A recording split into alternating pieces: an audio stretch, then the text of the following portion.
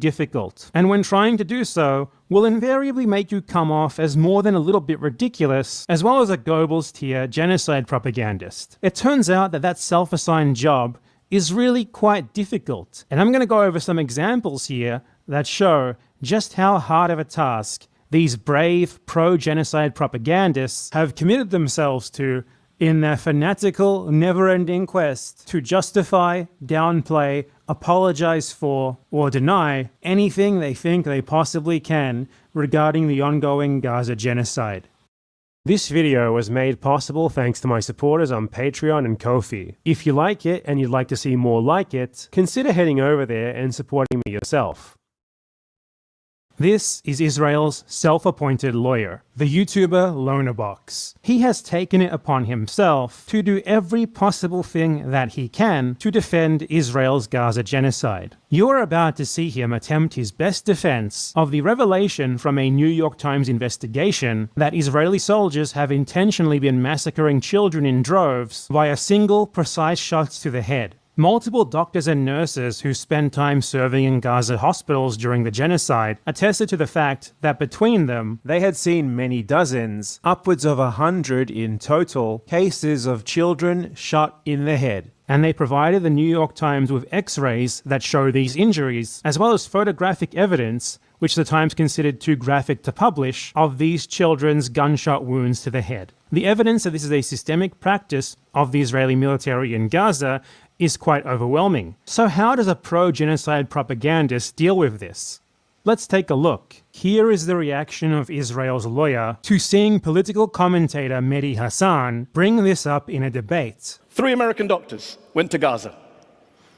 Dr. Fayaz Sidwa, Dr. Irfan Galaria, and a Jewish American doctor called Dr. Mark Perlmutter. All of them came back at separate times, said children were brought into hospitals we were in with gunshot to the head, sniper shots. Perfect. Exact targets. There is no tunnel that justifies shooting toddlers in the head. Israeli snipers. Does this guy not know how sniping jobs work? Like, the problem with sniping isn't like...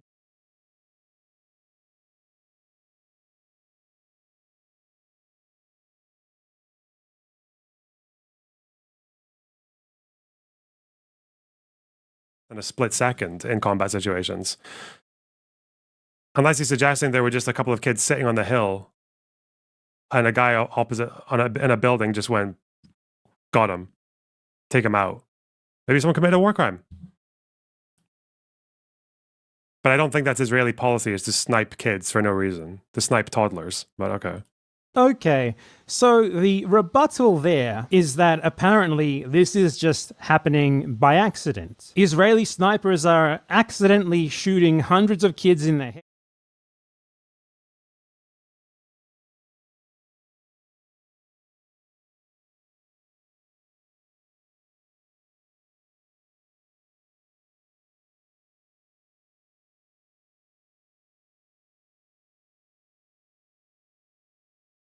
Making this up in the moment. It's not really a serious argument or anything. He's just desperate to defend anything that Israel does, and that's just what happened to come to his mind in that moment. Nonetheless, it can be refuted on a factual basis. You aim for the head in an assassination when you are sure that you have the shot, and your aim is not to disable the target as a threat, but rather to ensure a kill. In a combat situation, if these were militants who pose a threat, the aim first and foremost is to disable them as a threat, rather than to kill them. And the head is a much smaller target than the body, so it is far safer to aim for the body. So there being so many headshots makes it very, very clear that these are deliberate targeted killings of children. You do not accidentally precisely aim at the head of a child and pull the trigger hundreds of times. Not that it would stop being a war crime if they were killing hundreds of preteen children with body shots by any means. And it would also be quite obvious anyway, looking through a sniper scope, that you are looking at a child and not a militant. To precisely aim for the head, line up a shot, take the shot, and hit it, not just once, but hundreds of times, indicates a level of intent that can only reasonably be described as systematic. But what is Israel's lawyer's argument for why he thinks that despite that overwhelming evidence, it's actually not so obvious? Well... But I don't think that's Israeli policy, is to snipe kids for no reason, to snipe toddlers, but okay. You heard right. Just that he thinks Israel wouldn't do it. That's all. That's all he needs. They wouldn't do it. I don't believe they would do it. Evidence be damned. They are not doing it. I said so. Case closed. There's a clear implication there which should be obvious to anyone who is familiar with the rhetoric of pro-Israel propagandists, that also implying that they would do that intentionally is anti-Semitic. And this sort of claim is very oft-repeated. For example, in this tweet by another pro-Israel propagandist who was very adamant that Israel would simply never kill a child intentionally, it's impossible. They've just committed tens of thousands of unfortunate accidents, systematically, in a clear pattern over the course of a year. Or this abhorrent Guardian article where another pro-Israel propagandist explicitly argues that the media citing factual information about Israel murdering children is a form of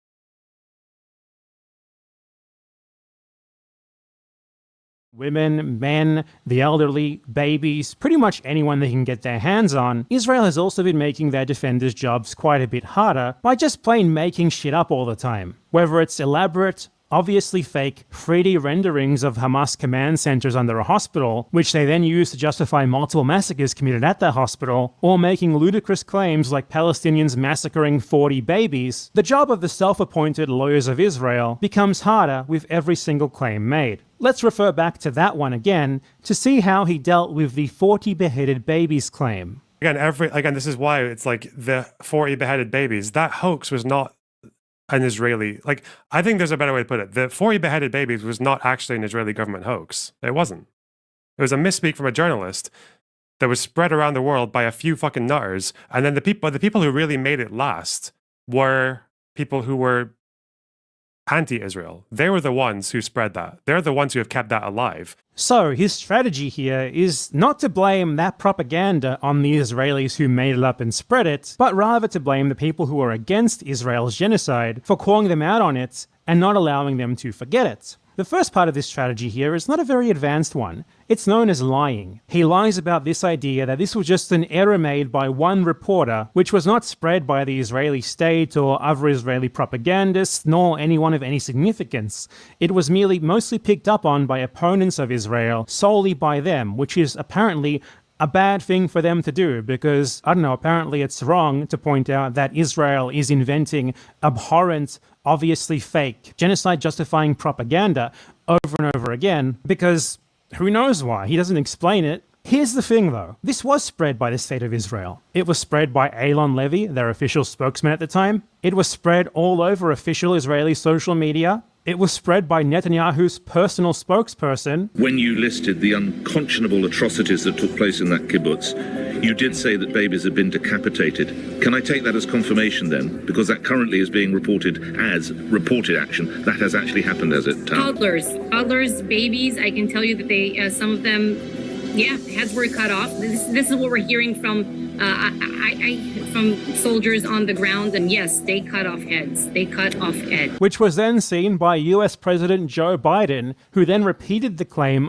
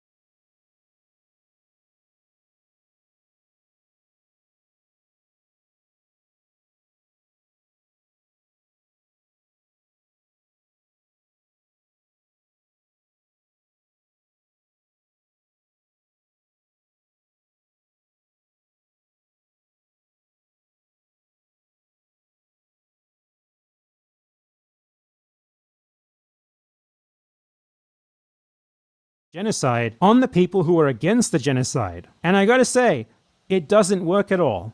It is just kind of self-evidently ludicrous how these people are twisting themselves into knots to justify the unjustifiable. To willingly not just embarrass yourself in public like this, but to do it for the purposes of justifying genocide. I don't think there is an adjective that is strong enough to describe that level of both idiocy and depravity. The Israelis, their supporters, and their American allies spread an obvious lie about fake dead Israeli babies to justify their massacre of thousands of very real Palestinian babies. And we have people like this not talking about those actually real massacred Palestinian babies, but rather how Israeli propaganda about fake massacred Israeli babies is actually to blame on those who are against Israel's genocide. The pure dismissiveness that this guy displays when it comes to Palestinians being massacred, children, babies being killed, it's just inhuman. But if you thought that was bad, how about we move on to one of Lonabox's best friends and frequent collaborators, the streamer Destiny. Topically, he had some comments to make about the self-evidently absurd 40 beheaded babies propaganda, in which he just uncritically accepted Israeli propaganda entirely at its word. The beheaded baby one, it was mostly factually correct, right? There were 40 dead babies. At least one was decapitated. They weren't all 40 decapitated, right? But so it's mostly correct, not 40 beheaded babies, just 40 dead babies with a few of their heads cut off, right? So much for it only being hung on to by those dastardly anti-genocide people, huh? It was a misspeak from a journalist that was spread around the world by a few fucking nutters. Now let's compare the standard of evidence that Destiny has for accepting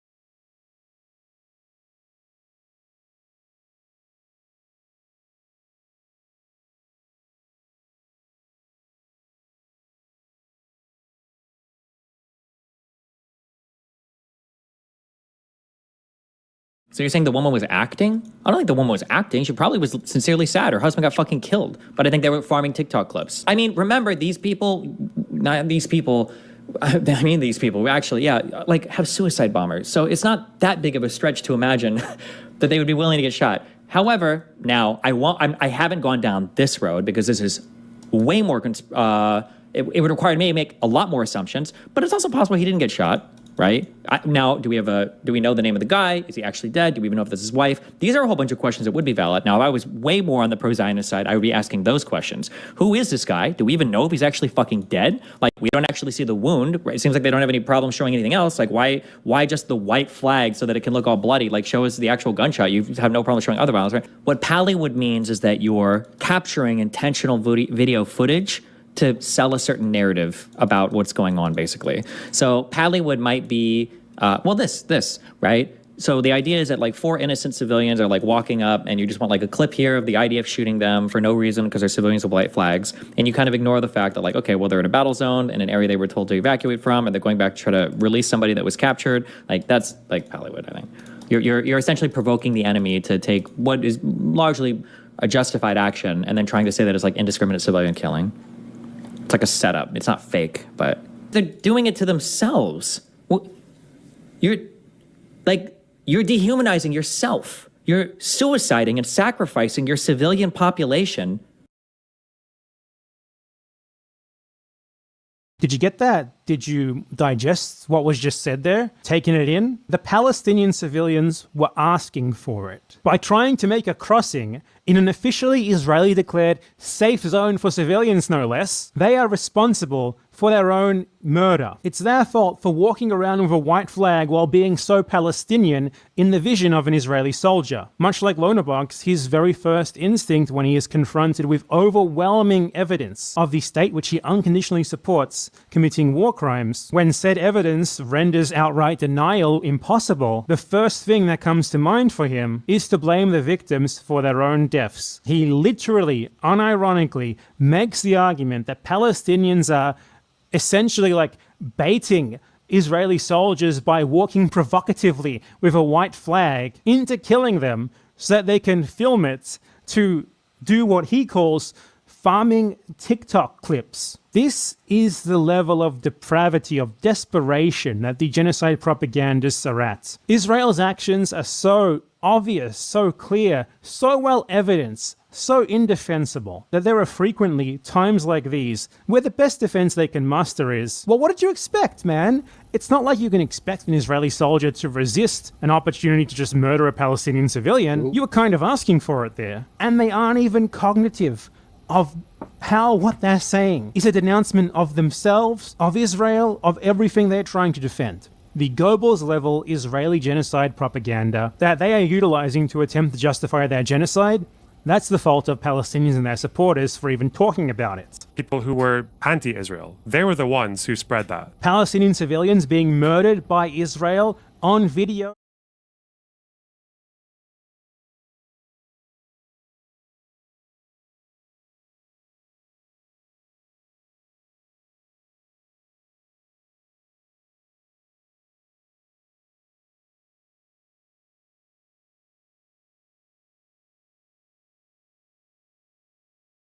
Clear, though in this case it's very much not unclear. The evidence is totally overwhelming. You see it on your social media feed every single day. They nonetheless have to act like the evidence is not clear, have to muddy the waters because it's the best that they can manage. To begin with, it's either that or just outright denying that it happened. The evidence is fake. It's Pallywood, as our friend Destiny so graciously called it. It's a Hamas conspiracy to delegitimize Israel, stuff like that. Then once that argument inevitably falls over, they move on to what Lonabox tried in that first clip. Okay, so it did happen, but there is an accident or there is some other explanation for it. Then when that doesn't work out, they move on to claiming, okay, so it wasn't an accident and maybe there isn't a good explanation for it, but that's not representative of the conduct of the Israeli military overall. Please ignore the endless evidence that it is. It's got nothing to do with the Israeli government or systematic Israeli policy. It's just one or two guys doing some bad stuff, you know? Then when none of that works, when they are backed into a corner by the endless evidence that makes it abundantly clear that this is very much intentional policy, they move on to one of two things. Acknowledging that it's happening, but implying that somehow the victims made it happen, or the tried and tested strategy of, so are you implying that Israel would intentionally do the thing that there is clear evidence that is intentionally doing? What are you, anti-Semitic? Now I'm going to bring up a clip of Israel's lawyer desperately trying to defend Israel from the charges, incredibly well evidenced, that it is systematically using Gazan civilians as human shields. This is something that has been evidenced by dozens of testimonies of the victims, by clear photo and video evidence of it occurring, and by Israeli soldiers themselves who have come forward to say that the practice is happening. Think about the checklist that I went over and see which tactic you can see being used here. I'm guessing you already know that they're using Gazan civilians to scope out tunnels and buildings, right? Yeah, I know that, yeah. Or at least the Haaretz article said that, so yeah. Yeah. Yeah, that's a top-down thing, so it is policy, it's not just the accountability thing. Right? Is that is that actually their military policy though? Because I thought one of the problems there was that soldiers eventually were refusing to do it because of the unlawful order. There were some that didn't want to do it, but it was still the commander issuing the orders, and it's a pretty open secret in the IDF, and it has been done before in other wars.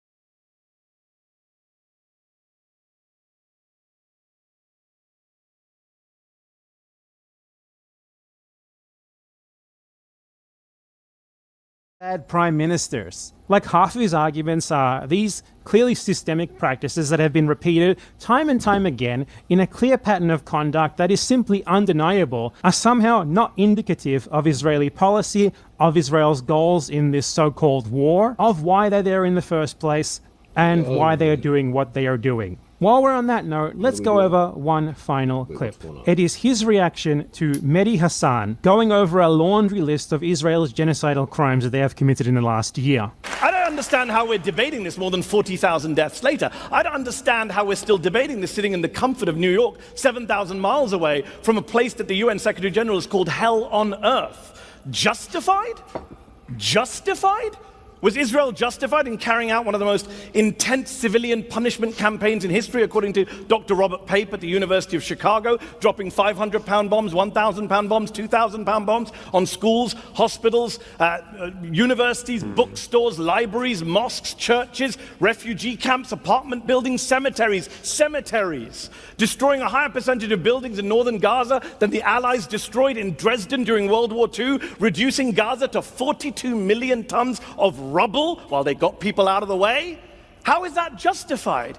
Dropping a bomb, for example, on a 6-story apartment building in central Gaza last October, killing more than 100 people inside, including more than 50 children, with no Hamas target in sight, according to Human Rights Watch, with no explanation offered by the Israeli military. Even till today, was that justified, Elon? Was Israel justified in telling people to go to safe zones and then bombing them and killing them in those safe zones? According to NBC, there were 7 deadly airstrikes between January and April in areas that the Israeli military had specifically designated as safe zones, killing Palestinian civilians like Sabrine Sakani, who was 30 weeks pregnant at the time. She was killed in a safe zone in April. Her little baby, newborn baby, died less than a week later. Was that justified too, Elon? Was Israel justified in killing a record number of kids in Gaza, 16,000 children, turning Gaza into what the UN has called a graveyard for children, according to Save the Children, killing more kids in the first 3 weeks that were killed globally in each of the past 4 years, killing little kids like 6-year-old Hind Rajab and her 15-year-old sister Layan, firing 335 bullets into the car they were in. 335 bullets. And then killing the 2 paramedics who went to try and rescue them. Was that justified too, Elon? Was Israel justified in killing a record number of aid workers in Gaza? Right? A record number. Targeting again and again, systematically, car by car, according to Chef Jose Andres. A specifically, explicitly marked World Central Kitchen aid convoy killing 7 aid workers in the process. Was that justified? Was Israel justified in starving the people of Gaza, using food and water as a weapon of war, to quote both the EU and Oxfam? Was Israel justified in blocking aid trucks from going into Gaza simply because they carry things like crutches, nail clippers, and even chocolate croissants, according to the Washington Post? Was Israel justified in raping, sodomizing Palestinian detainees who were charged with no crimes whatsoever? Putting hot rods up their rectums. Amputating their limbs, according to CNN and the New York Times. Was that rape and torture justified, Elon? Israel, according to the ICC chief prosecutor, who put out a statement calling for the arrest of Elon's former boss, Benjamin Netanyahu, said that Israel may have military goals, legitimate goals, but the way they're carried out, killing innocent people, starving people, is criminal, he said. Criminal, think about that. Elon Levy is a former spokesperson for a man who the ICC chief prosecutor once arrested for war crimes. Elon himself has produced a number of lies, sorry John, in service of those war crimes. He has a bunch of tweets still up tonight which say that babies were beheaded on October the 7th, babies were baked in ovens, babies were ripped from their mother's wombs. October 7th was bad enough, but Elon had to exaggerate it for atrocity purposes. Those tweets are still up. Why would you trust anything this man says to you tonight? Look, he's here to gaslight you, to defend the indefensible, to excuse the inexcusable, to justify the unjustifiable, but you don't need to. Tonight you can choose to be on the side, not of cruelty, not of criminality, but on the side of the innocent people of Gaza who are being killed as we speak tonight, as we speak, by Elon's former colleagues in the Israeli military on the orders of Elon's former bosses in the Israeli government. So yes, I choose to oppose this horrific and homicidal motion. I think the problem is that if you want to get, I'm trying to think of like how you would illustrate what's wrong with what Mehdi's saying. Is let's assume that every case that Mehdi put forward was true. When he talks about particular incidents, like the WCK bombing, or the person who was the child who was shot while they were in a car, or like all this kind of stuff. So if they're talking about that, then it's kind of like saying that doesn't really.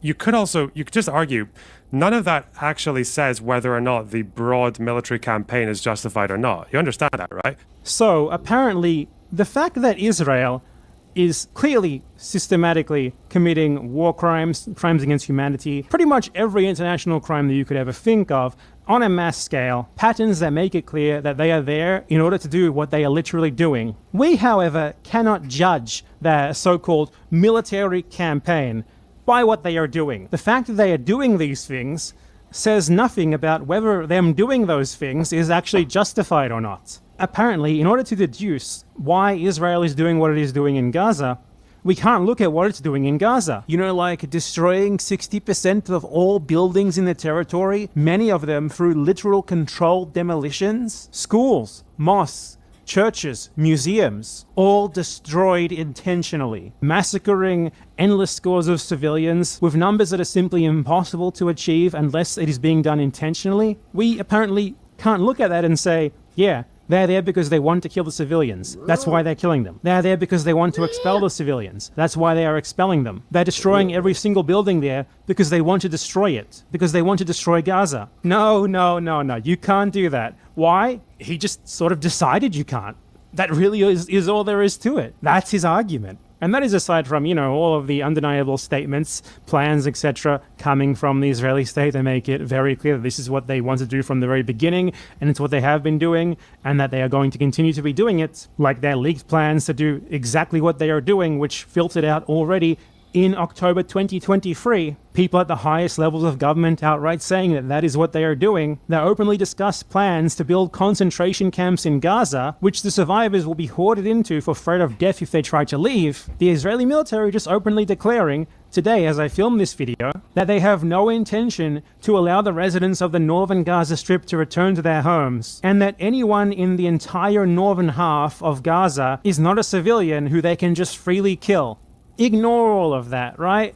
Or try to frame it as if it's not indicative of broad Israeli policy, just a few fringe crazies like, the prime minister of the country, the defense minister, the top brass of the IDF, who are those people, right? That's just a couple of bad apples. It's incoherent. It's incredibly stupid. They make themselves look like massive dumbasses and horrid people, all because they have committed themselves to defending the clearly indefensible. Lonerbox has a particular disdain for Mehdi Hassan, by the way. You can see that in this clip. I will happily support this pin because I support the release of all the hostages and no, let me finish. And I support the release of thousands of Palestinian detainees being raped and tortured and children. Do you support that? Let's wear it together. Do you support the release? Do you support the release of Palestinians? I do not support the release of terrorists. Of Palestinian children? Do you support the release of Palestinian children? Why is he? Oh God, what a fucking creep, man. Again, you can talk about the unlawfulness of the imprisoning, but like the Palestinians who are imprisoned in Israeli centers are not imprisoned like randomly. Of thousands of Palestinian detainees being raped and tortured and children. Do you support? So, Mehdi Hassan mentions that Palestinians are being kidnapped from Gaza by the IDF, put into concentration camps in Israel, and then systematically starved, tortured, and mass raped. A practice that we mostly know about because many of the torture and rape victims were released without any charge, showing that even Israel thinks that they were innocent of whatever it is that Israel initially accused them of. Lonerbox's immediate reaction to this is to laugh. He smiles, he laughs, he's like, oh my God, not this bullshit again. And then he goes on to say that the tortured and raped prisoners, including children, as Mehdi Hassan specifically mentioned children, had it coming. They deserved it. Israel wouldn't just torture and rape anyone, right? The Palestinians who are imprisoned in Israeli centers are not imprisoned like randomly. You notice how he called Mehdi Hassan a creep for mentioning that? Do you support the release of Palestinian children? Why is he? Oh God, what a fucking creep, man. As if his own position is not accurately defined as one that can only come from a creep. The disdain for Hassan is palpable, and the reason for that is pretty simple. Mehdi Hassan drives liberal Zionists like this absolutely mad, because he is essentially what they pretend to be. Hassan has a long history of being a partisan for Western imperialism, of denouncing any resistance against it, including Palestinian resistance to Israel. He never would have been allowed anywhere near the prominent mainstream media positions that he's held throughout his career if that wasn't the case. However, when Hassan sees something so clearly indefensible, so overwhelmingly well evidenced, like Israel's Gaza genocide, he's not hyper committed to defending Israel no matter what, so he's still able to point to Israel's obvious crimes and call a spade, but liberal Zionists like Lonerbox, like Destiny, are hyper committed to defending Israel, no matter what. So when guys like Hassan, who otherwise share their professed liberal ideology, don't mince words about the facts of what Israel is doing, don't act as if they are Israel's lawyer, it exposes them as what they really are, not the humanistic, critical thinking progressives that they like to present themselves as, but rather partisans for a genocidal, ethno-nationalist, settler colonial project whose nature as such was already very difficult for them to argue against or skirt around beforehand, but which is now impossible for them to plausibly deny, as Israel's genocidal actions, broadcast to the world in vivid, horrific detail, have finally made everything so clear that even a liberal like Mehdi Hassan refuses to accept their bullshit anymore. These people are abhorrent, disgusting genocide propagandists. Everyone already knew that about Destiny, but if you've only been exposed to Lonerbox through his main channel content, you might not have known that about him. As I said, his ideology is one called liberal Zionism. It's one that I have spoken about before in a video of mine, which I made more than a year before October 7th and the Gaza genocide. If you would like more information about how people like him use the false idea that they are pro-Palestinian when they are very clearly anti-Palestinian and pro-Israel to pull in people who are sympathetic to the Palestinian cause, but who don't know quite enough about it to realize that it's all an act and that they are being conned into eventually becoming Zionists themselves and nodding along to the kind of genocide-justifying propaganda that we've gone over here, then you should check out that video that I made on the matter, which is very long but nonetheless goes over over it in depth and uses Loner Box specifically as an example of this phenomenon. I don't want to go off on too much of a tangent here about liberal Zionism and what it is. I feel like you might have gotten the gist from this video, but yeah, if you want more of an in-depth look at it, I suggest you check out that video. Point is, don't be duped by these people. They have shown their whole ass. It was already obvious to me, as someone who is very well versed on this topic beforehand, before the Gaza genocide, but now it is absolutely undeniable. You simply cannot watch people like this making those sorts of arguments and seriously argue that they are not simply anti-Palestinianists interested in doing whatever part they can to spread propaganda and enable an ongoing genocide to continue. We can only hope that a day where these people will be held to account, brought to justice for their clear-as-day genocide propaganda will come. Thanks for watching. Free Palestine. Thanks for watching. If you like this video, then subscribe for more. And if you really like my content, consider becoming a monthly supporter on Patreon or Ko-fi, or making a one-time donation on Ko-fi. Now I'd just like to thank all of my supporters, and especially my $25 plus supporters. Gel Cribson, Brosnan, Ace Malad, Robocomi, Exos, Qualia, Mlog, Osman Malik, Tim Wilworth, Lucian, Jackagora, Yamakawat Yahabib, CW, Geordie, and my $10 plus patrons. Christian Corniels, Can't Care Less, XXXX, Eric Macdans, Ugopnik, Nabiru, B, Johnny Rocket, Firefox42, Happy Nephron, Minijan, Eric Perkins, Ant, Max Halland, Jack Paul, Kieran Goodwin, Megan Lowndes, Soyborn, Comrade Napule, Clement Fadge, Hector Obregon, Asma B, Support Libraries, Jizdog, Cockled Badger, T Street, Aramis Goodspiel, Liam Rowe, Abza Rossi, Mofawak Alamin, Waldemar Dite, Mira, Atuin, and Herculano. Thanks everyone for watching. See you next time.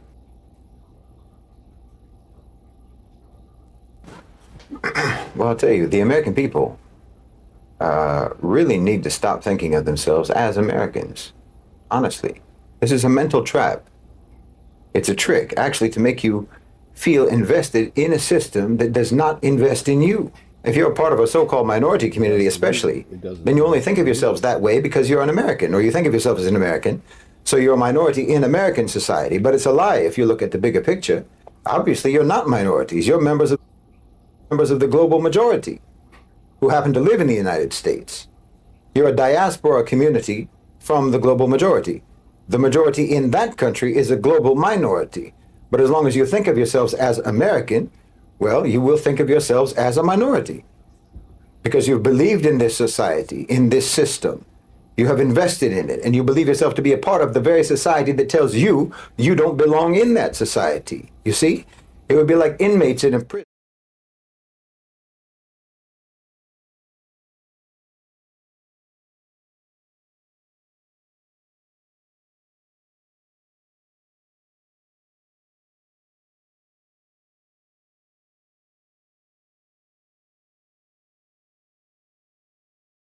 You and the prison guard, between you and the prison staff.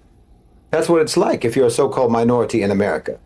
You're a prisoner who thinks that he's a guard, but the guards will never hesitate to remind you which one of you has the baton, which one of you has the club, which one of you has the rights, and which one of you has freedom.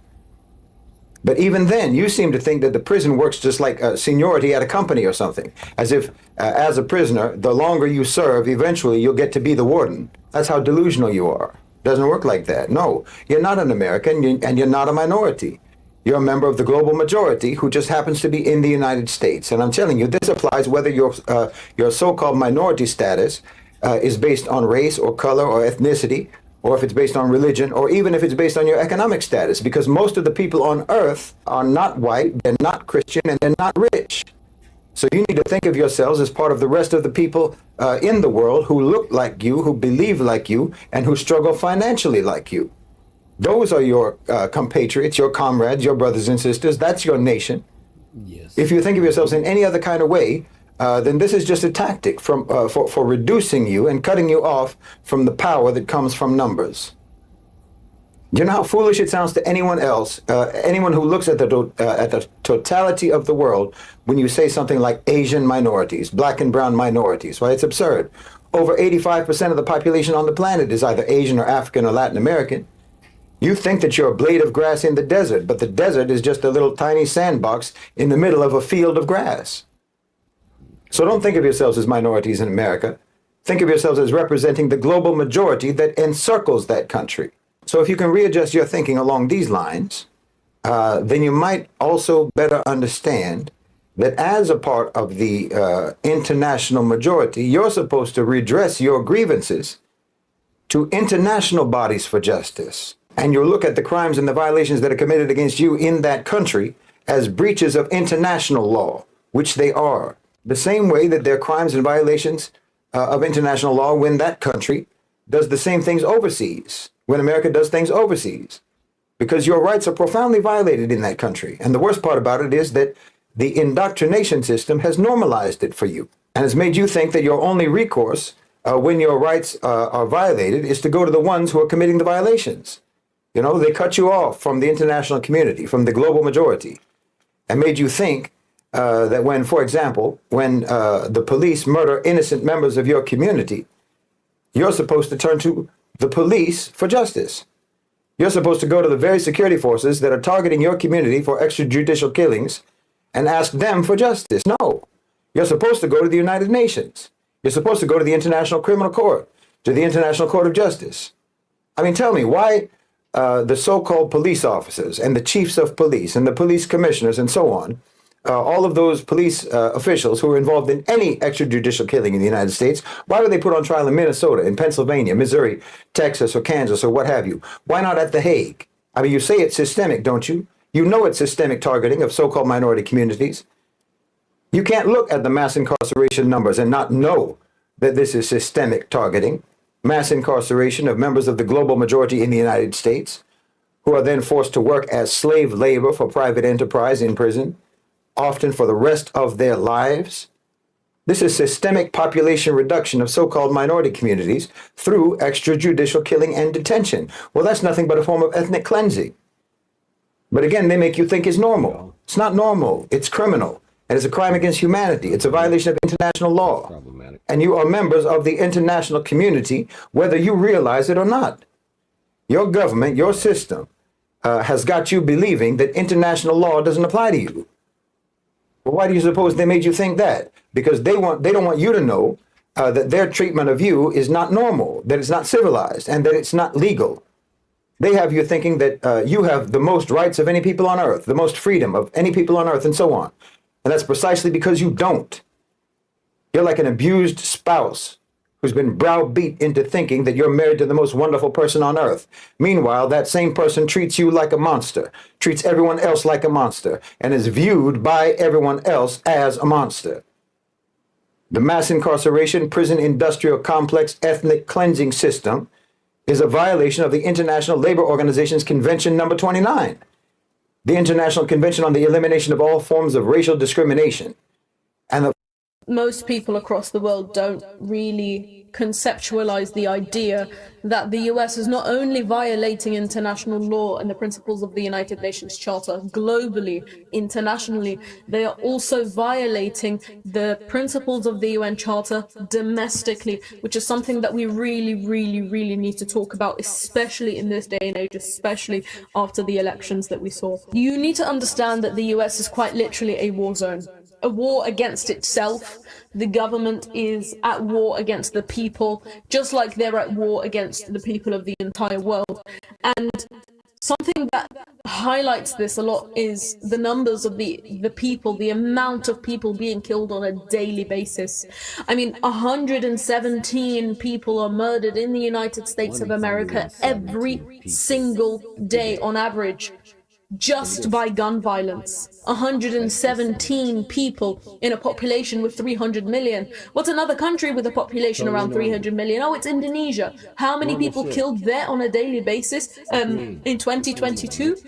2 people on average. 2 people on average killed every day, in comparison to 117 killed just through gun violence in the United States of America absolutely every single day.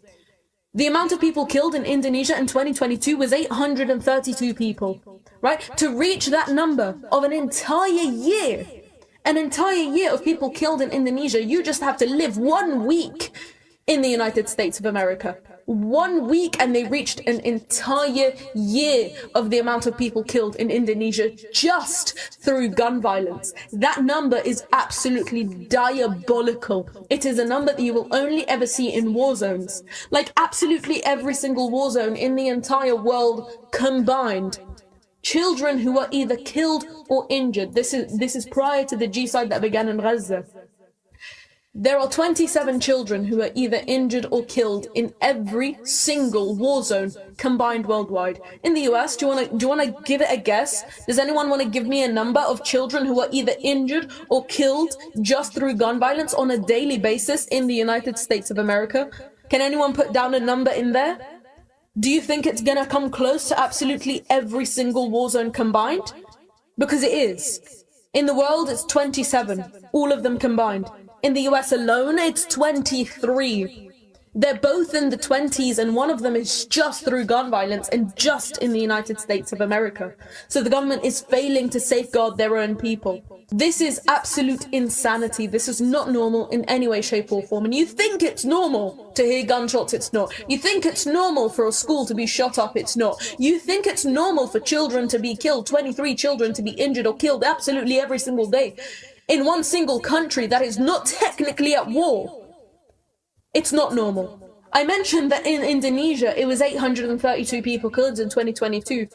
And in the US, it was 21,593. That is more than 20,000 more people who were killed just through gun violence in the United States of America.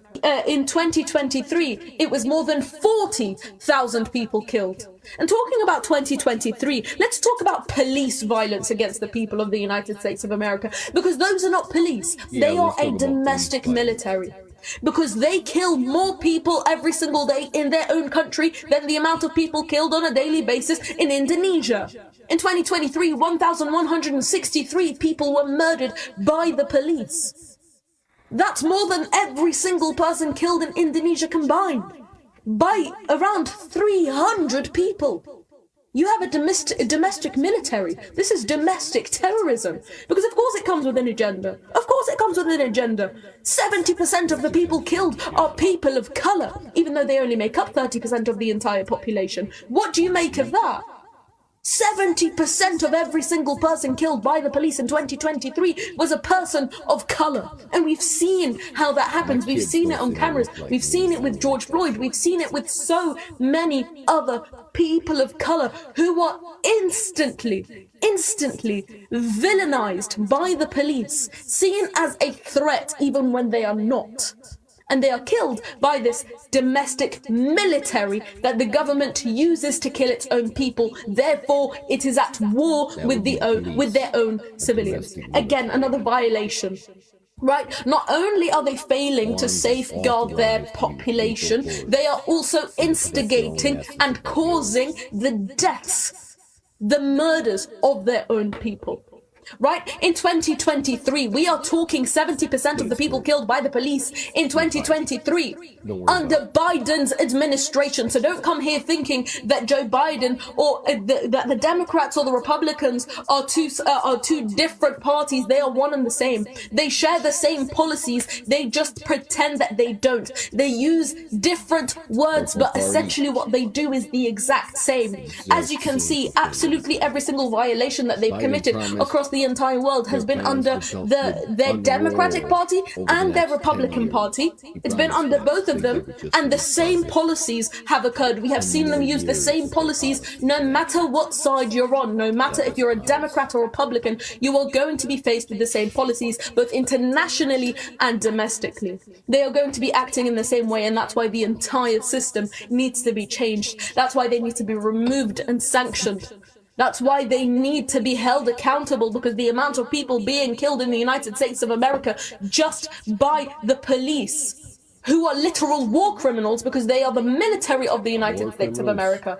That number is insane. Those police officers should not be tried in courts in the United States of America. They should not be tried in the Supreme Court. They should be tried in the ICC because they are committing war crimes against their own people on a daily basis. 3 people killed by the police every single day does not make any sense.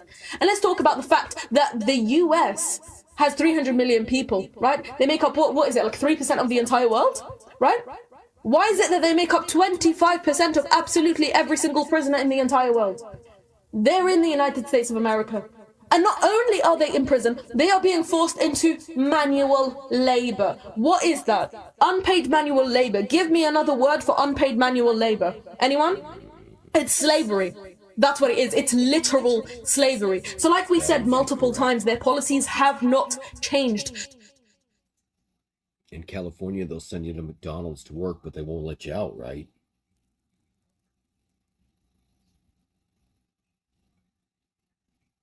No matter what government you have, no matter what party you have, no matter what century you're in, they will be practicing the exact same policies over and over again, murdering innocent civilians in their own countries, murdering indigenous people in their own countries. You should see what they're doing to the indigenous people right now. They're still being forced into reservations. They are still going missing and being murdered with no accountability whatsoever, because they do not care about the indigenous, they do not care about the people of color, they do not care about their own civilians, they do not care about the entire world. What it's doing is they want to pump up the OCGFC, the MIC, the military industrial complex. They want to fuel money into that so they can put money in their own pockets. Yes, they do.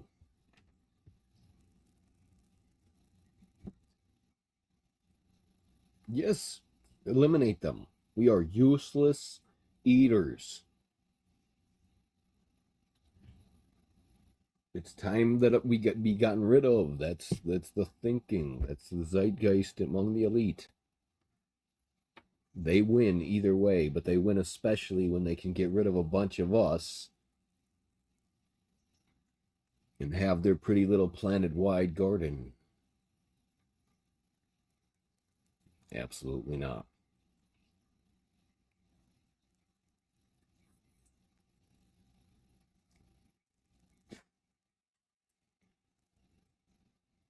Yeah.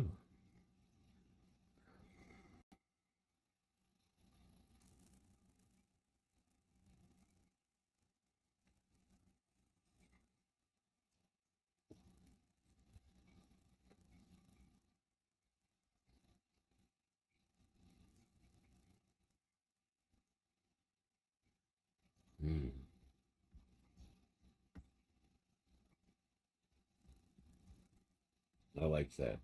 I liked that speech. She's really remarkable. Let's go back one. Actually, I want to see something. Yes, let's watch Unaffected Morality.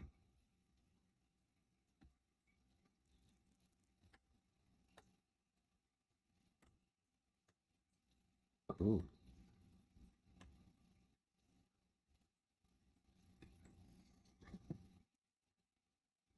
I like this guy.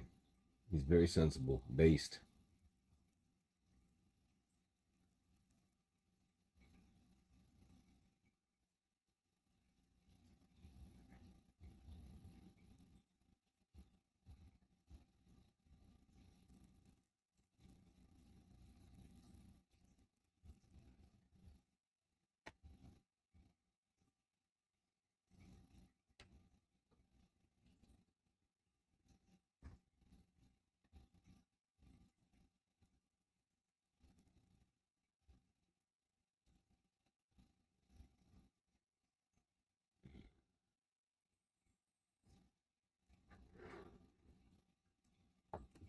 I agree. I can listen to this man every day, maybe a couple times a day, put my head back right so I'm not bugging the fuck out.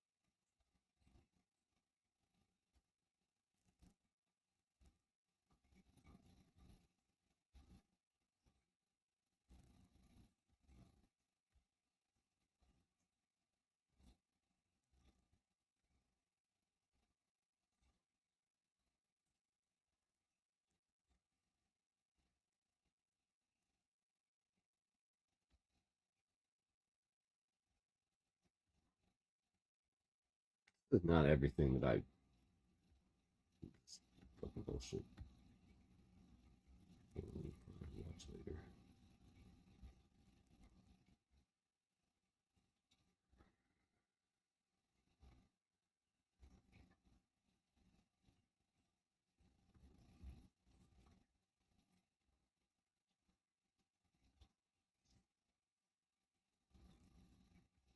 Ooh, balls.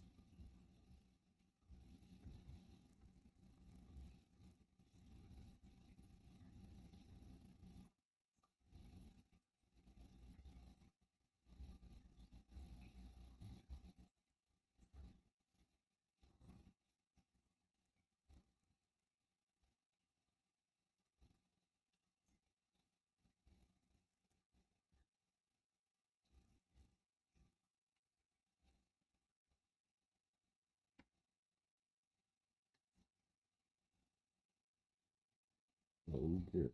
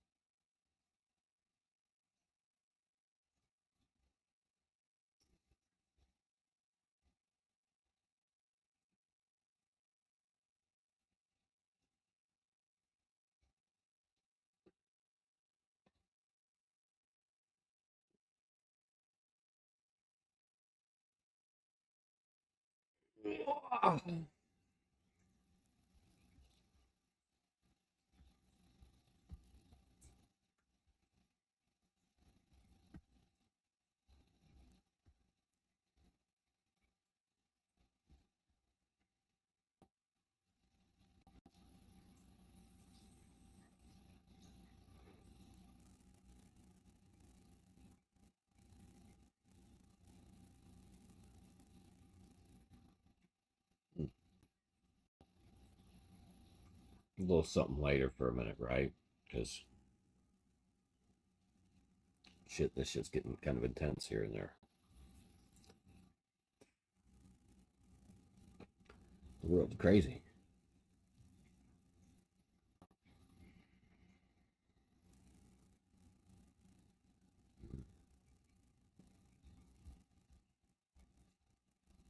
Hmm.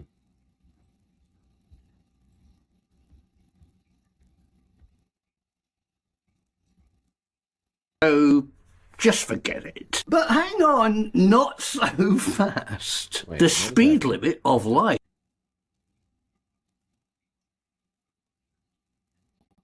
Did I just fuck this shit up? I think I did.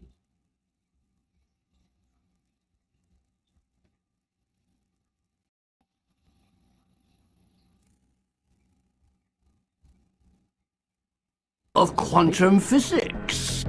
This invisible world behaves in a very different way. It appears that everything at the quantum level is connected. The quantum universe is one giant energy field. So imagine we could use that quantum world where everything is connected to send messages. A signal would no longer need to traverse the vast emptiness of space. So all the energy in the lights of Piccadilly Circus are connected to the energy of the planet Zog. But hang on, listening to myself, everything that I've just said is very woo-woo and a bit of a fantasy. Or is it? Well, a new technology is emerging that is as practical as a phone, but communicates at the quantum level. So what I'm going to share with you today is mind-blowing.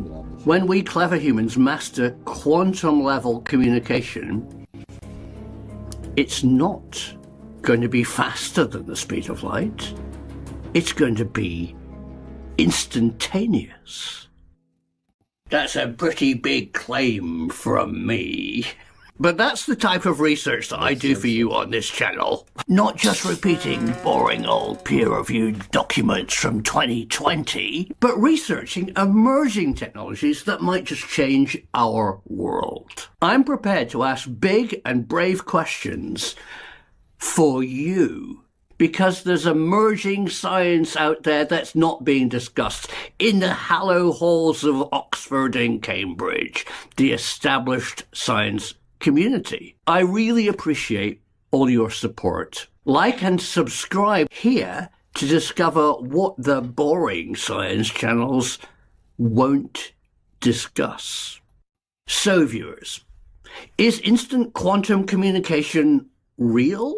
Well, that poses a very big question for me. To understand the quantum physics, you would need a very big blackboard with very big equations. So failing to have a really big blackboard and failing to understand the really big equations, I reached out to a radio telescope scientist to explain quantum communication for you. What I said to him is, don't bamboozle us with quantum physics equations. Please try and clearly describe what is going on using what I call steam engine visual analogies. So what I've done is taken the audio that he left on my phone and 100% accurately transcribed it into an AI voice that's just reading exactly what he said. If what you're about to hear is true, and I have no evidence to doubt it, we today might have a new tool that can detect non-human intelligence. Because if we can build an instantaneous quantum communication device, it's logical to imagine that ET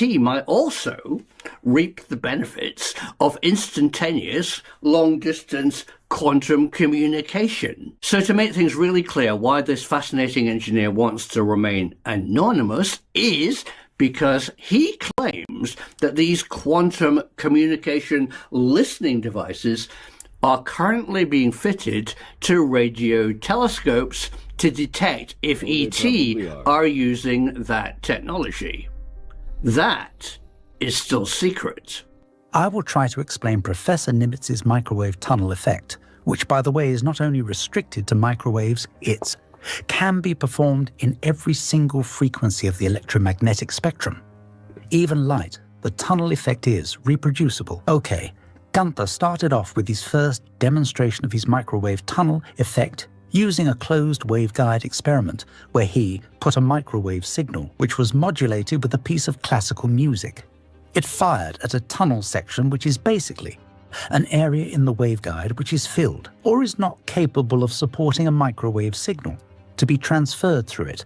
After this tunnel section, it came back again to a normal waveguide where the signal was detected and you could hear the same music piece, which was then transferred through this tunnel, which is theoretically otherwise impossible. Well, obviously, when he presented this, a lot of people complained, "Oh, Nimitz, you've cocked up here big time. This is easy to explain with parameter 22, which is letting this happen." So next thing, Nimitz said, "Okay, well, let's do a field test." And using feed horns, he fired through a perspex set of grids, which are basically a microwave tunnel section, and sending pulses through. You obviously have the pulse generator. You had the time delay to the modulator, which was then letting through or stopping the microwave signal from a free-running klystron. This then had the signal going through its waveguide to its feed horn, and it then came to the length of tunnel area. At the other end, it obviously came back again into a feed horn, into a detector diode, and was presented to the measuring equipment. The measuring equipment was obviously something very simple, which was an oscilloscope. So basically what you've got is a gate generator, which is opening and closing the gate, letting through the microwave signal, stopping it. You've got the lengths from the modulator to the tunnel area. That is a delay. It's calculated with the speed of light. And then you have the tunnel section itself. And then after the tunnel section, once again, you've got the feed horn to the detector diode, which is again a delay, which is the speed of light. And obviously you've got the cables which are taking the signal from the pulse generator to the modulator. That's also a delay, and it's measured with the speed of light together with the signal which is coming from the diode detector going to the oscilloscope. That's also a delay at the speed of light. So you calculate everything together, and you've got the time delay between transmission and reception. Well, you can now remove the tunnel section simply by lifting out the tunnel section, and suddenly the received signal comes later. So this means that putting the microwave tunnel section in the path of the beam. This means that you are taking away distance that otherwise should have been traveled. So simply by placing or removing the microwave tunnel area, you can see very, very quickly that the signal is being transferred in 0 time. Well, Nimitz originally, with his original waveguide experiment, unfortunately used the terminology faster than light. This was obviously wrong, because what we're seeing a quantum effect from a particle in the whole zoo of quantum physics that looks basically like Newton's cradle. If you look at Newton's cradle as the tunnel section, as you are going into the tunnel section, at the exact instance of this signal going in, at the end of the tunnel section is a quantum particle coming out again. It's a bit like the Newton's cradle, where you've got the balls hanging on strings, and you pick up one and you let it drop, and it hits the whole chain of balls. And at the other end, you've got a ball which flies off instantaneously. So, basically, what you were talking about is you're talking about communication in 0 time. Hey everybody, so this is me in the middle of the edit with some really big fundamental questions about what Gunter Nimitz is actually doing. Quantum tunneling? How does it work? So what I've just shared with you is the genuine recording from my contact who uses quantum tunneling in radio telescopes. And I didn't edit it or shorten it down or oversimplify it. If you work in radio telecommunication, hopefully you appreciate or are jumping up and down going, no, no, no, no, no. But that's what I want. I actually want to be open and honest and actually share real science with you. But as a science communicator, it raises a really big question. Why doesn't all EM frequency tunnel? So a radio, in fact, would be instantaneous, but it doesn't. It propagates, say, through our atmosphere and is transmitted and received at the speed of light. This tunneling effect, clearly demonstrated by the executive toy of the Newton balls, as it enters, it also exits. What Nimitz and my contact explained to you is that it could be instantaneous. So I jumped on the phone to ask some fundamental questions on your behalf. If Nimitz is correct, and there's a fundamental quantum tunneling bit of physics, the phone company would have instantaneous communication. The microwaves would tunnel between the transmitter and receiver, but they don't. They actually travel at the speed of light, and in fact the signal gets very weak. What the phone company does is produce the microwaves and make an antenna, a transmitter, which is incredibly tuned to the exact frequency they want to transmit. They also point it at the receiver. The receiver is bigger. The signal is weaker when it is received, but it's focused only on the frequencies they think is being transmitted from the other hillside, and they pick it up, and that's how they make a chain of transmitter and receivers, all focused and tuned to each other. On 2 basic physics assumptions that we know work. 1, if you put enough power into a microwave signal, it will propagate, even although it will lose energy over distance. And 2, you can cleverly make an antenna and a receiver which are tuned to each other. So what is it that Nimitz is claiming to do with quantum tunneling to make that happen instantaneously? So Nimitz must have a device, a part of the system that forces the microwaves to tunnel rather than just propagate. What is it, says I? To make things quantum tunnel, apparently what you do is block its transmission path to make it enter this tunnel. And the receiving dish is similar. So energy goes into the blocked one, it enters the tunnel, and instantly propagates out of the receiver, and then it's just picked up by some way of picking up a signal. And the amazing thing claimed that with quantum tunneling, the distance between the transmitter and the receiver can be infinite, and the signal goes in and exits at the same instant. So if you're a communication person, stop jumping up and down, just leave a comment, please, and keep it polite. So what happened next? Well, Nimitz demonstrated this technique to the radio telescope community in this series of lectures.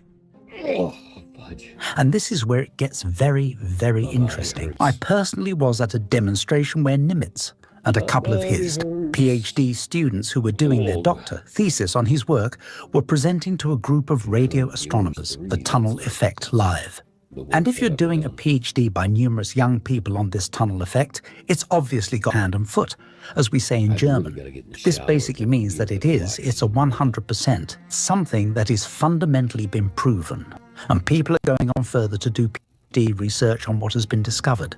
So this then went into the radio astronomy community, and you can obviously imagine this is something absolutely amazing. If you would have set up on the Earth the beginning of a tunnel, and we understand the physics, and we point our transmitter with the tunnel in the direction of an extraterrestrial civilization, and these guys up there also understand the quantum, tunneling, then it means that the distance between the Earth and our transmitter and their receiver, you can communicate over light years in 0 time.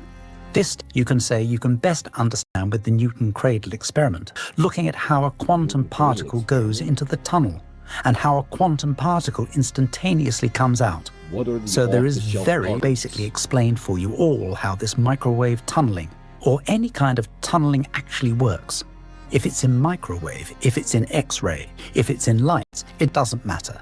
It is the quantum physics that are communicating over a very, very large distance in 0 time. So I hope I could help you on that one, so you understand a little bit more about the microwave tunneling effect.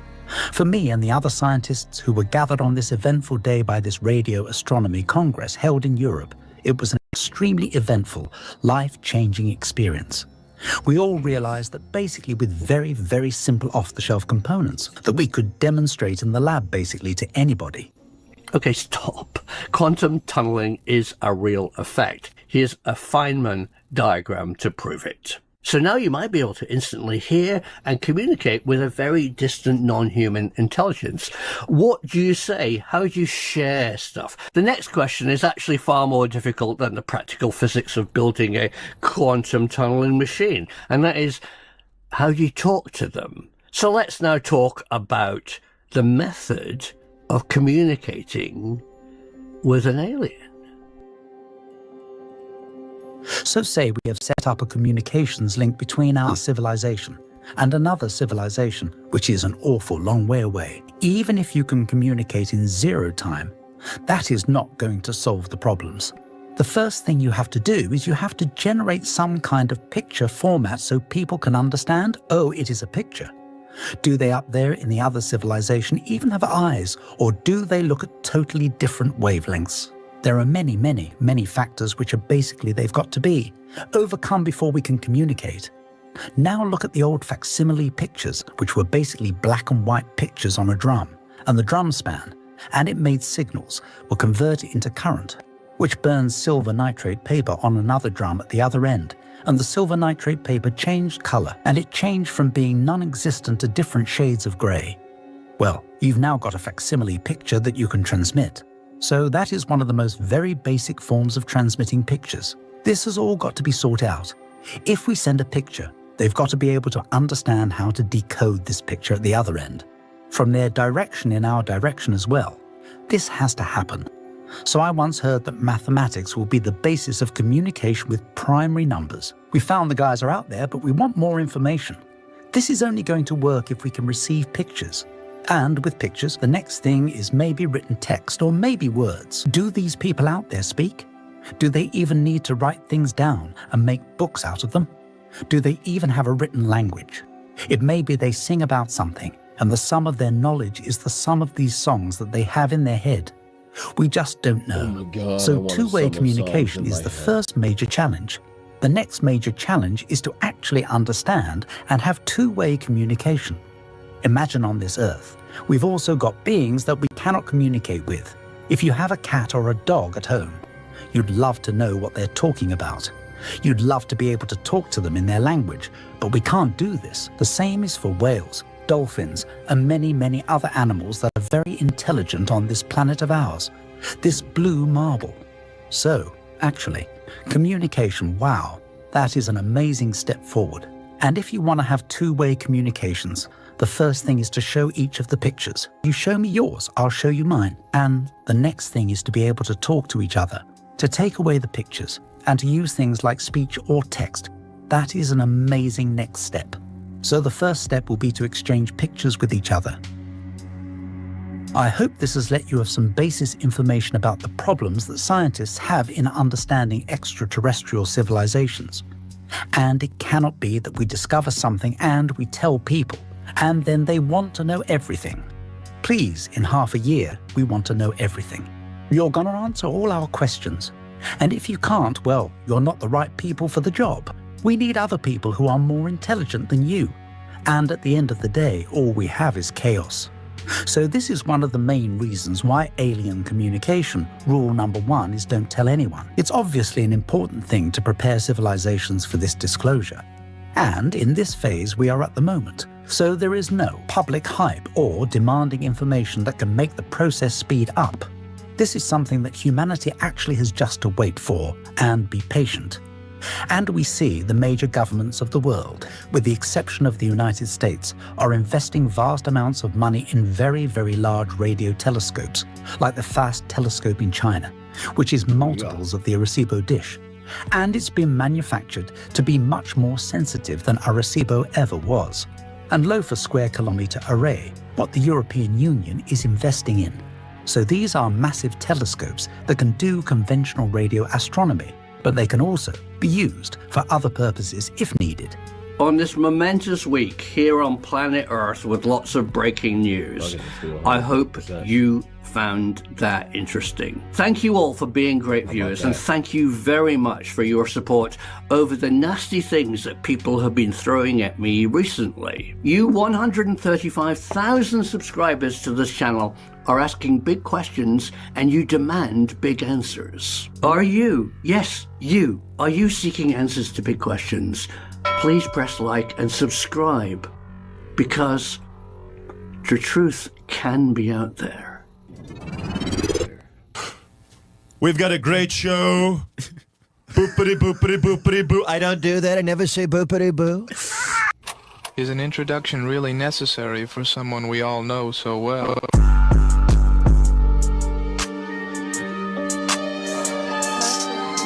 Fuck Roadhead, have you ever beaten your meat while driving? Oh God, they try to drown me in this hole. I cannot see. A nigga, goddamn.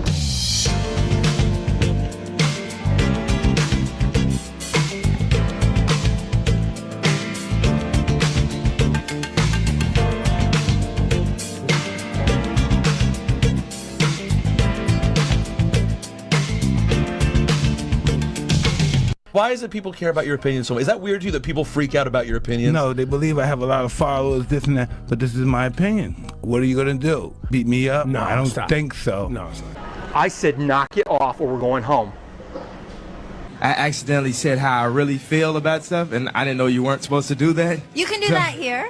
I didn't know you're supposed to speak from the. You weren't supposed to speak from the heart when you got an interview. So I made that mistake, and I actually spoke from the heart. And then a lot of people say he seems kind of cocky. He seems kind of arrogant because I'll be mad because so many people diss me. But have you ever had anybody genuinely care about you?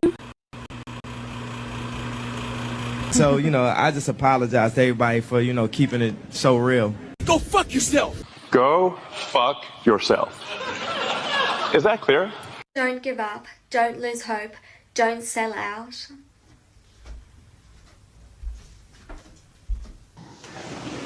Welcome back to another shit show. I can't say I'm happy to be here, but I do have an erection. What the fuck did you expect? Dumb. To go stupid.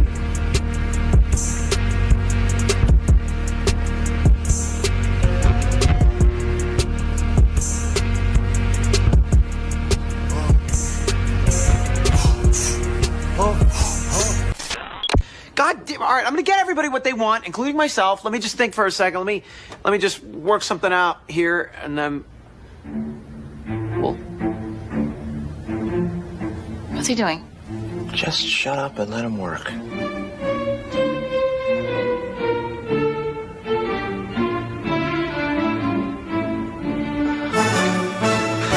Oh yeah, make fun of me because I'm dumb. I don't have to know what carcinogen is to know it's yummy. I know, a dat dat dat, a dat dat, a dat dat dat. Now, many of you are wondering, what the fuck are you wearing? What the hell are you doing? This fluid, like 3-act structure, all stuff that's predictable. What even is this? What the fuck is going on? I don't get it. Well, you wouldn't, because you haven't been around long enough. But for those OG subscribers of this channel, for those of you who have been around the DarthNews block once or twice, you'll know that I wear many masks on this show. I wear so many masks. Racist masks, misogynistic,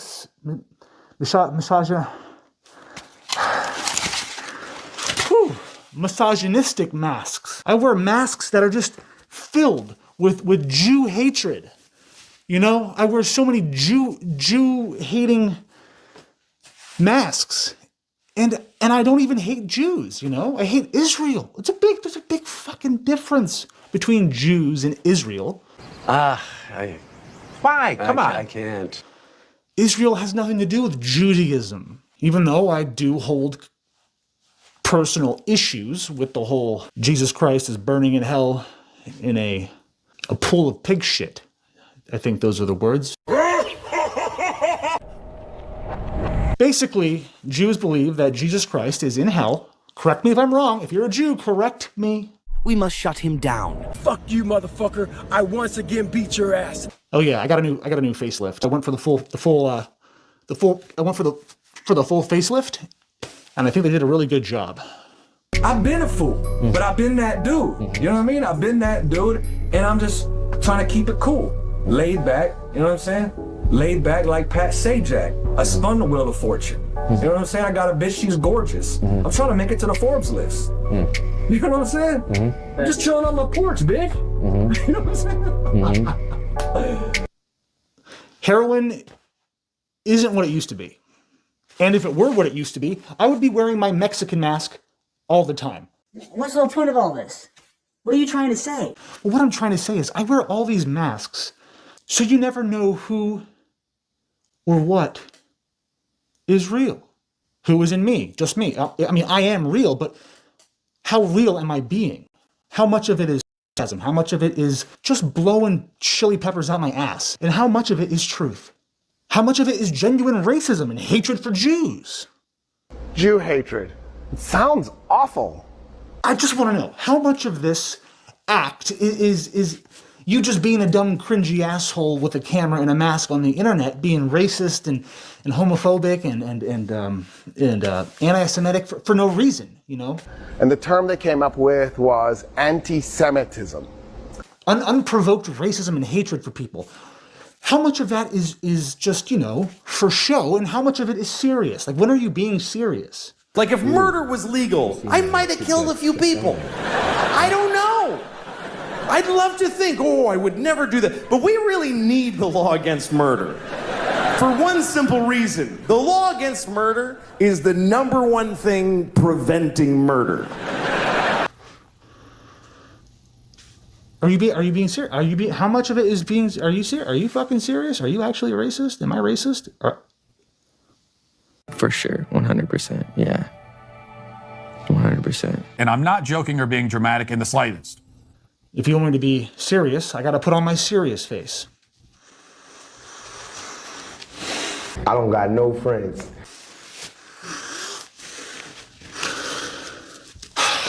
That's better.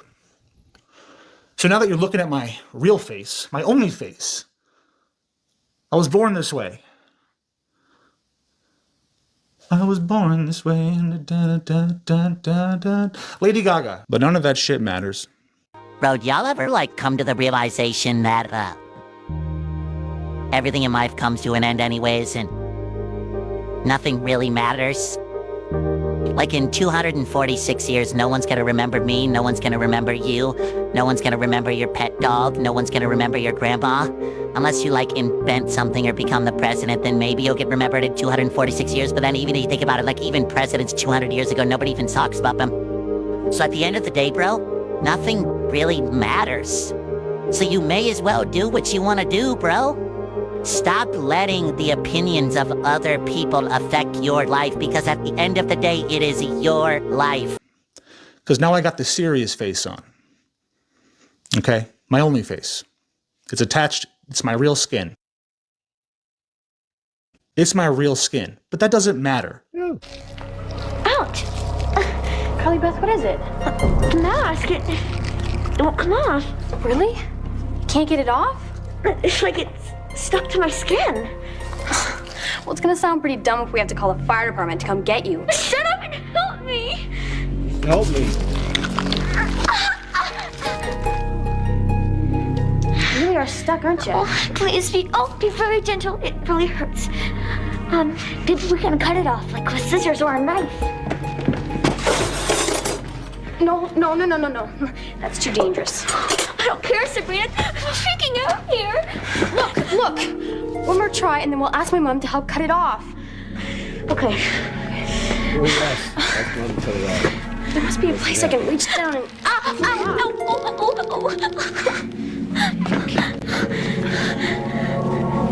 Oh. What's the matter? There's no bottom to this mask. There's no line in between the mask and your skin. There's no place I can reach my hand in. That's crazy. That's just crazy. Okay, because the point is, now I'm serious. There's no more fucking jokes. So sit down and just hear what I have to say, if you care at all. Care about what? What are you even talking about? Well, we're going to find out, aren't we? So if you care enough to find out, then just sit down and let me talk, because this is not one of those news videos. This is a yapathon. That's all I do is yap. But we're serious. We're being serious right now. This took me a long time to realize, and I still do it. But I've spent most of my life living in a fantasy world. And as hard as that is to admit, like, most of my life, I've lived in here thinking about a fantasy that I don't have. So I'll give you an example. You always see like the tiny houses on, the YouTube or wherever it is. And it's all bullshit. It's all a lie. It's all a fantasy lie that we lay in bed and we think about to ignore our own circumstances. And now, maybe it's trauma, maybe it's just life circumstances, but I've realized that I haven't really experienced much of my own life because I've lived in such a fantasy world. And I think more so now than ever with social media, video games, your access to your phone, everybody is kind of going through life living in this fantasy world, trying to escape their circumstances. And I think once, and I still do it, I mean, we all do it, but once I realized that, like, I haven't experienced my life, and I started experiencing my life, and I started investing money and doing the right things, it just got so much better. And I think I do feel bad for the younger generation, because the temptation to retreat from society and live in your head and live on your phones is harder than ever. And so to my fans, what I would say to you guys is just try not to live in the fantasy life. I know cities are rough, and I know we want to go live out in the mountains and do that, but man, life's good. Life's good. If you don't like your life, make it better. You'll enjoy it. And if we're going to be serious, I'm sick and tired of people in the comments. I mean, I don't let comments get to me, but obviously it's gotten to me because if murder was legal, there would be so much murder. Male rage, nihilism. It's not like these comments get a lot of engagement or anyone even sees them, but they're just scattered. They're peppered throughout all my videos, and they're different people. So maybe it's one person from multiple accounts, which, we all have our ghost accounts, but you don't. What do you mean that's creepy? The world is creepy. The internet is creepy. There's nothing not creepy about this. It's all fucking weird. And I don't mean like this video. I mean like life. I mean, it's beautiful, but it's fucking creepy, man. I understand why people are paranoid. I read as many comments as I can until I see a negative one, and then I just stop because I have to go to my crying chamber and contemplate, you know what I mean? We're being serious. So when I say I seriously hate it when I see people in the comments say things like, you need evidence. Like when I make a rant video and I'm just literally just processing my thoughts out loud on camera for you. It's really what I'm doing. Like, there's not a whole lot of preparation for my on-camera videos, obviously. I just, go with the flow. Sometimes I need a fluffer. But my fluffer called in sick for the next 2 weeks. Apparently it's leukemia. So I need someone to.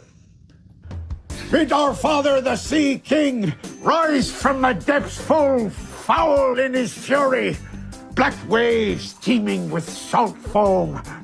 Just smother this. Now, see, that's crossing the line. So we're gonna just reel it in and get serious again. I don't really have any friends. I don't think any of my friends really like me, and I don't have any hoes, and I can't stop thinking about my ex-girlfriend, and I'm not really in good shape.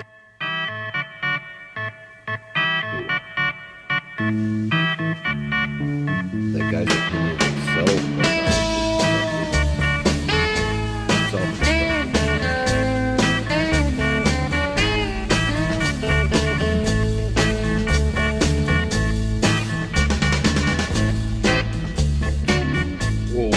that's probably why I'm speaking weird, so I always operates all over the place now. Well, the clock says it's time to close now. I guess I better go now. I really like to stay here all night. Now, when people say things like, oh, just get to it. Can you just get to it? You're just taking fucking forever to get to it. Why? Just fucking say it. You piss me the fuck off because it takes like 20 fucking minutes to get to what the point of the video even is. Well, then I just fucking feel bad for you because you're missing the whole point. Like, point, head, whew. I can't whistle with this skin. Whew. Shit goes right over your head. That's all I'm saying. You shouldn't be here. Leave. And I mean that. So for the people that say in the comments, you need evidence to support your fucking claims. These are just conspiracies. You're spreading misinformation. How dare you? How dare you suggest that beautiful man with an OnlyFans account who makes millions of dollars with his wife on OnlyFans. Oh, I mean, the guy who owns Peanut, the squirrel. Well, he owned Peanut, but how dare you say the guy who owned Peanut and had his house raided, which was fucked up. That's fucked up. That's fucked up. They did that, but it seems a bit excessive for someone who just has a squirrel in their home. Oh, and the raccoon. Forgot about the raccoon. But Darth, they killed Peanut, and they cut off his fucking head. Yeah, that's also fucked up. You know that's fucked up. But you can't have an opinion about him. He's innocent. He is not a con man, okay? He is a beautiful man with a beautiful penis. I may have subscribed to his OnlyFans. How could you say that these people who are voting for Trump, who helped Trump win, how could you say it? How could you say that they're guilty of scamming people with no evidence?